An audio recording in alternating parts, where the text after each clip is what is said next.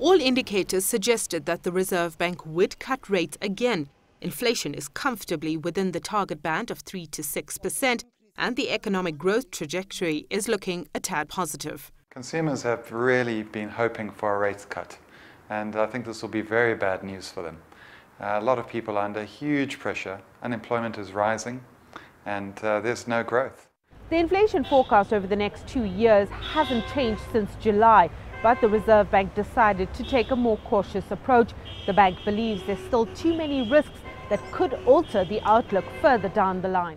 By not cutting interest rates aggressively, the SARB can continue the trend towards better financial behavior by the consumer. Two things that stand out there or that reflect this are very slow household sector credit growth. The other thing we've seen in probably over the past year or two, is an uptick in the savings rate. There's been some relief with lower food prices since the drought dissipated, but it's getting more expensive to live in South Africa. Transport and utility costs are rising. A further upside risk relates to the possibility of a large electricity tariff increase than is currently assumed in our forecast from July next year.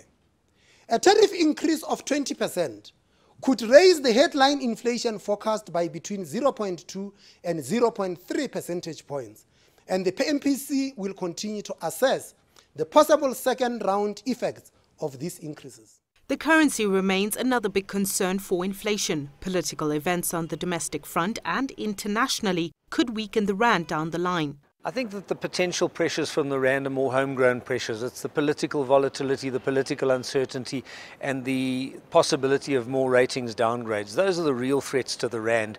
A US Fed rate hike makes some difference, but it's not going to introduce a massive imported inflation. The central bank raised its growth projection slightly from 0.5% to 0.6% for this year, in line with the World Bank. But this will do little to create jobs and ease the 27.7% unemployment rate. The likelihood is that disposable income will reduce, and the chances are very good that there will be more and more bad debts, non-payment of credit. So already banks have reported that that's happening. Economists believe there's still room for a rate cut at the next MPC meeting in November.